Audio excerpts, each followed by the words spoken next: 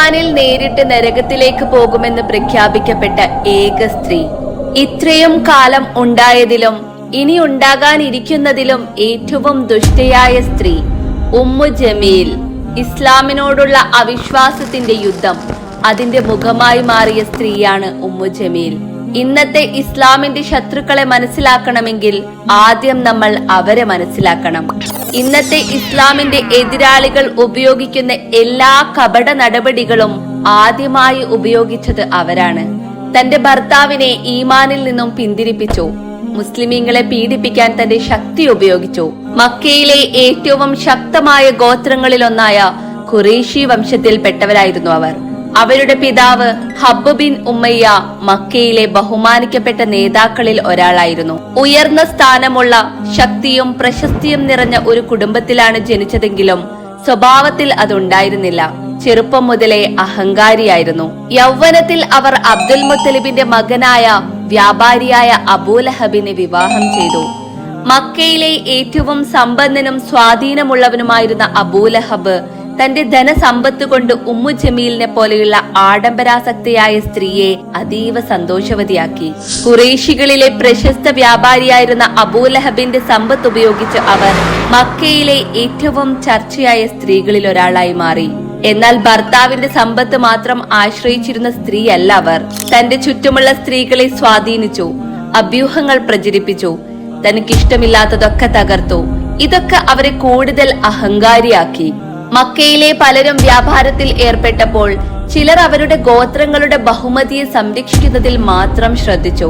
അവർക്കുവേണ്ടി ഖുറൈശികളുടെ നേതൃത്വവും പ്രത്യേകിച്ച് ഉമ്മയ്യ വംശത്തിന്റെ പ്രാധാന്യവും സംരക്ഷിക്കലായിരുന്നു മുഖ്യ ലക്ഷ്യം. എന്നാൽ ഒരു ദിനം മക്കയിലുടനീളം ഒരു വാർത്ത പരന്നു. മുഹമ്മദ് നബി അള്ളാഹുവിന്റെ ദൂതനാണെന്ന് പ്രഖ്യാപിച്ചു. ഉമ്മു ജമീലിന് അതൊരു ദുരന്തം പോലെ തോന്നി. നബിയുടെ വംശരേഖ അവർക്ക് നന്നായി അറിയാം. ഖുറൈശികളിലെ മറ്റൊരു മഹത്തായ ഹാഷിം ഗോത്രത്തിൽ ജനിച്ച മുഹമ്മദ് നബി യഥാർത്ഥത്തിൽ പ്രവാചകനാണെങ്കിൽ ഉമ്മു ജമീലിന്റെ ശക്തിയും സ്ഥാനവും പ്രതിസന്ധിയിലാകുമോ? അവരുടെ പ്രശ്നം സത്യത്തിന് വേണ്ടിയുള്ളതായിരുന്നില്ല, അത് അധികാരവുമായി ബന്ധപ്പെട്ടതായിരുന്നു. ഇസ്ലാം മക്കയിൽ വ്യാപിച്ചാൽ ഖുറൈശികളുടെ ആധിപത്യം തകരും, അവരുടെ അഹങ്കാരമുള്ള ലോകം തകർന്നു വീഴും. അതുകൊണ്ടാണ് അവർ ഇസ്ലാമിനെതിരെ പോരാടിയ ആദ്യ വനിതകളിൽ ഒരാളായി മാറിയത്. അവരുടെ ഭർത്താവ് അബൂലഹബ് ഇതിനകം നബിയെ എതിർക്കാൻ തുടങ്ങിയിരുന്നു. ഉമ്മു ജമീൽ അതിൽ കൂടുതൽ ആവേശം കാണിച്ചു. എതിർപ്പ് മാത്രമല്ല പ്രകടിപ്പിച്ചത്, ഇസ്ലാമിനെ പൂർണ്ണമായും നശിപ്പിക്കാനും നബിയുടെ ബഹുമതി ഇല്ലാതാക്കാനും വിശ്വാസികളെ ഭീതിയിലാക്കാനും അവർ ശ്രമിച്ചു. മക്കയിലെ വീതികളിലും വീടുകളുടെ മുറ്റങ്ങളിലും കാബയുടെ ചുറ്റുപാടുകളിലും ഉമ്മു ജമീലിന്റെ വിഷമുള്ള വാക്കുകൾ മുഴങ്ങിത്തുടങ്ങി. ഉമ്മു ജമീലിന് ഇസ്ലാം എന്നത് വെറും ഒരു വിശ്വാസത്തിന്റെ മതം മാത്രമായിരുന്നില്ല, അതവരുടെ ജീവിതത്തിലെ ഏറ്റവും വലിയ ഭീഷണിയായിരുന്നു. മക്കയിൽ കാലങ്ങളായി നിലനിന്നിരുന്ന വ്യവസ്ഥയെ നബി സല്ലല്ലാഹു അലൈഹി വസല്ലമ ചോദ്യം ചെയ്യാൻ ആരംഭിച്ചപ്പോൾ ആ പുതിയ ദീൻ വ്യാപിക്കാതിരിക്കാൻ ഉമ്മു ജമീൽ എന്തും ചെയ്യാൻ തയ്യാറായി. ആദ്യകാലത്ത് അവർ അതിനെ ഗൗരവമായി എടുത്തില്ല. എന്നാൽ മുഹമ്മദ് നബി പ്രവാചകനാണെന്ന വാർത്ത കേട്ടപ്പോൾ ഇത് കുറച്ച് ദിവസങ്ങൾക്കുള്ളിൽ അവസാനിക്കും എന്നായിരുന്നു അവരുടെ ധാരണ. ദിവസങ്ങൾ പിന്നിട്ടപ്പോൾ കൂടുതൽ ആളുകൾ അദ്ദേഹത്തെ പിന്തുടരുന്നത് കണ്ടപ്പോൾ ഉമ്മു ജമീലിന്റെ മനസ്സ് ഭയത്താലും കോപത്താലും നിറഞ്ഞു. തന്റെ ഭർത്താവായ അബൂലഹബിനൊപ്പം അവർ പുതിയ മതത്തിനെതിരെ പോരാടിയ മുഖ്യ നേതാക്കളിൽ ഒരാളായി. ഇതായിരുന്നു ഇസ്ലാമിന്റെ ചരിത്രത്തിൽ ഏറ്റവും ദുഷ്ടയായ സ്ത്രീകളിൽ ഒരാളായ ഉമ്മു ജമീലിന്റെ ആരംഭം. അവരുടെ ജീവിതം തന്നെ അവിശ്വാസത്തിന്റെയും യുദ്ധത്തിന്റെയും കഥയായി മാറി. അവരുടെ മക്കയിലെ സ്വാധീനം നല്ലതിനായിട്ടല്ല, ഇസ്ലാമിനെ ദുരുപയോഗം ചെയ്യാനായി ഉപയോഗിച്ചു. വ്യാജ കഥകൾ പ്രചരിപ്പിച്ചു. പ്രവാചകനെ ഭ്രാന്തനെന്നും മന്ത്രവാദിയെന്നും മക്കയുടെ ക്രമം തകർക്കാൻ വന്നതാണെന്നും മുദ്രകുത്തുകയും ആരോപിക്കുകയും ചെയ്തു. അവരുടെ കള്ളങ്ങൾ വെറും വാക്കുകളല്ലായിരുന്നു. നബി സല്ലല്ലാഹു അലൈഹി വസല്ലമയുടെ ബഹുമതിയും മാനവും തകർക്കാനും ജനങ്ങളെ അദ്ദേഹത്തിൽ നിന്നും അകറ്റലുമായിരുന്നു അവരുടെ യഥാർത്ഥ ലക്ഷ്യം. ഒരു ദിനം മക്കയിലെ ആളുകളോട് അവർ പറഞ്ഞു, പ്രവാചകൻ അവരുടെ കുടുംബത്തെ ഉപദ്രവിക്കുന്നു. സത്യം അതിന്റെ വിരുദ്ധമായിരുന്നു. മക്കയിലെ ഏറ്റവും സത്യസന്ധനും വിശ്വസ്തനുമായ വ്യക്തിയായിരുന്നു മുഹമ്മദ് നബി സല്ലല്ലാഹു അലൈഹി വസല്ലമ. എങ്കിലും ഉമ്മു ജമീൽ കള്ളം പറഞ്ഞ് അദ്ദേഹത്തിന്റെ മഹിമ ഇല്ലാതാക്കാൻ ശ്രമിച്ചുകൊണ്ടേയിരുന്നു. ഉമ്മു ജമീലിന്റെ ഏറ്റവും വലിയ എതിരാളിയായിരുന്നു ഖദീജ റളിയല്ലാഹു അൻഹു. മക്കയിലെ ഏറ്റവും പ്രശസ്തിയായ സ്ത്രീയും പ്രവാചകന്റെ ഏറ്റവും വലിയ പിന്തുണയും ബീവിയായിരുന്നു. ഖദീജ ബീവിയോടുള്ള അസൂയ ഉമ്മു ജമീലിന്റെ ഹൃദയം കത്തിച്ചു. ബീവിയെ എന്നും പരിഹസിക്കുകയും മക്കയിലെ സ്ത്രീകളെ ബീവിയെ എതിർക്കാനായി പ്രേരിപ്പിക്കുകയും ചെയ്തു.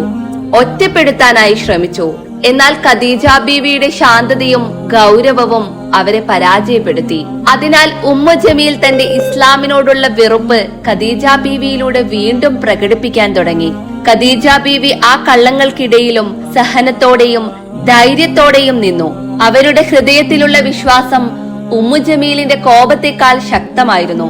എന്നിട്ടും ഉമ്മു ജമീൽ ഒതുങ്ങിയില്ല. പ്രവൃത്തിയിലൂടെയും ഇസ്ലാമിനെ തടയാൻ ശ്രമിച്ചുകൊണ്ടിരുന്നു. പുതിയതായി ഈമാൻ സ്വീകരിച്ചവരെ ഭീഷണിപ്പെടുത്തി മതം വിടാൻ പ്രേരിപ്പിച്ചു. ഖുറൈശി നേതാക്കളെ മുസ്ലിമീങ്ങളെ പീഡിപ്പിക്കാനായി പ്രോത്സാഹിപ്പിച്ചു. നബി സല്ലല്ലാഹു അലൈഹി വസല്ലമ നടക്കുന്ന വഴികളിൽ കല്ലും മുള്ളുകളും കൊണ്ടുവച്ചു. നബിയെ വേദനിപ്പിക്കാൻ ശ്രമിച്ചുകൊണ്ടേയിരുന്നു. മുസ്ലിമീങ്ങളെ വ്യാപാരത്തിൽ നിന്നും സാമൂഹ്യ ജീവിതത്തിൽ നിന്നും അകറ്റി. ഒരു ദിനം നബി സല്ലല്ലാഹു അലൈഹി വസല്ലമ കഅബക്ക് സമീപമായി നിസ്കാരത്തിനായി നിൽക്കുമ്പോൾ അബൂലഹബും ഉമ്മു ജമീലും അവരുടെ ആളുകളോട് അദ്ദേഹത്തിന്റെ മേൽ മാലിന്യങ്ങൾ എറിയാൻ പറഞ്ഞു. മക്കയിലെ ഏറ്റവും ബഹുമാനപ്പെട്ട മനുഷ്യനെ നിന്ദിക്കാൻ അവർ ഒട്ടും മടിച്ചില്ല. എന്നാൽ അവരുടെ എല്ലാ ശ്രമങ്ങൾക്കിടയിലും ഇസ്ലാം വ്യാപിച്ചുകൊണ്ടേയിരുന്നു. ഓരോ ദിവസവും പുതിയ വിശ്വാസികൾ അവിടേക്ക് ചേർന്നുകൊണ്ടിരുന്നു. ഉമ്മു ജമീൽ നബിയെ കൊല്ലാനുള്ള പദ്ധതികളിലേക്ക് നീങ്ങി. അവരുടെ പേര് മക്കയുടെ തെരുവുകളിൽ മാത്രമല്ല, ഖുർആനിലും അവരുടെ പേര് ശാപം വഹിക്കുന്നവളായി രേഖപ്പെടുത്തിയിരിക്കുന്നു. ഇസ്ലാമിന്റെ വളർച്ച കണ്ടപ്പോൾ അബൂലഹബും ഉമ്മു ജമീലും കൂടുതൽ ക്രൂരരായി. അവർ എത്ര ശ്രമിച്ചിട്ടും അള്ളാഹുവിന്റെ മതം വീണ്ടും വിജയിച്ചു. സൂറത്തുൽ മസദിൽ അള്ളാഹുവിന്റെ വ്യക്തമായ ശാപം അബൂലഹബിനും അവന്റെ ഭാര്യയ്ക്കും നേരെ ഇറങ്ങി. നബി സല്ലല്ലാഹു അലൈഹി വസല്ലമ ഒരു ദിനം സഫാ പർവ്വതത്തിൽ കയറിക്കൊണ്ട് പറഞ്ഞു, ഖുറൈശികളിലെ ജനങ്ങളെ, ഈ പർവ്വതത്തിനു പിന്നിൽ ഒരു സൈന്യം നിങ്ങളെ ആക്രമിക്കാൻ വരുന്നു എന്ന് ഞാൻ നിങ്ങളോട് പറയുകയാണെങ്കിൽ നിങ്ങൾ അത് വിശ്വസിക്കുമോ? അവർ പറഞ്ഞു, അതെ, കാരണം നിങ്ങൾ ഒരിക്കലും കള്ളം പറഞ്ഞിട്ടില്ല. നബി വീണ്ടും ചോദിച്ചു, ഇനി ഞാൻ നിങ്ങൾക്ക് ഒരു വലിയ ശിക്ഷയെക്കുറിച്ച് മുന്നറിയിപ്പ് നൽകുന്നു.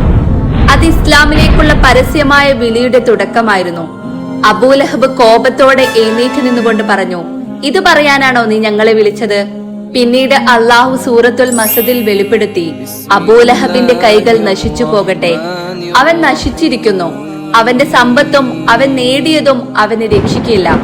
അവൻ ജ്വലിക്കുന്ന തീയിൽ കത്തും. അവന്റെ ഭാര്യ മുള്ളുകൊണ്ട് ചുമന്നവളായ അവളും അവളുടെ കഴുത്തിൽ ഒരു മുള്ളുകൊണ്ടുള്ള കയറുണ്ടാകും. ഈ സൂറത്ത് അവരുടെ ഭയാനകമായ അന്ത്യത്തെ പ്രഖ്യാപിച്ചു. മുള്ളുകൊണ്ട് ചുമന്നവൾ എന്ന വാക്ക് നബി സല്ലല്ലാഹു അലൈഹി വസല്ലമയെ വേദനിപ്പിക്കാൻ അവർ വെച്ച മുള്ളുകളും കല്ലുകളും സൂചിപ്പിക്കുന്നു. അവരുടെ ദുഷ്ടതയും നാശകരമായ സ്വഭാവവും അവിടെ വെളിപ്പെടുന്നു.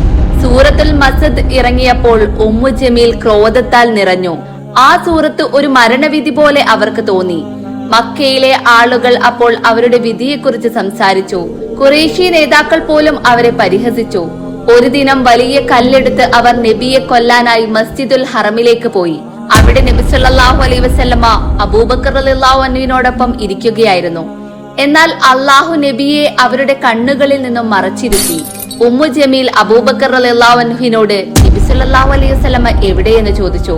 അബൂബക്കർ റളിയല്ലാഹു അൻഹു ശാന്തമായി അവരെ നോക്കി നിന്നു. അവർ കോപത്തോടെ കല്ലെറിഞ്ഞുകൊണ്ട് തിരിഞ്ഞു നടന്നുപോയി. സൂറത്തുൽ മസദിൽ അവരുടെ അന്ത്യം പ്രഖ്യാപിച്ചിരിക്കുന്നു എന്ന് ഉമ്മു ജമീലിന് അറിയാം. എന്നാൽ അള്ളാഹുവിന്റെ വിധി ഒരിക്കലും മാറുന്നില്ല. അബൂലഹബിനും ഉമ്മു ജമീലിനും ഈ ലോകത്തും അന്ത്യനാളിലും നാശം എഴുതി വെച്ചിരിക്കുന്നു. അവർ രണ്ടുപേരും മുസ്ലിമീങ്ങളെ സാമൂഹ്യമായും സാമ്പത്തികമായും തകർക്കാൻ ശ്രമിച്ചു.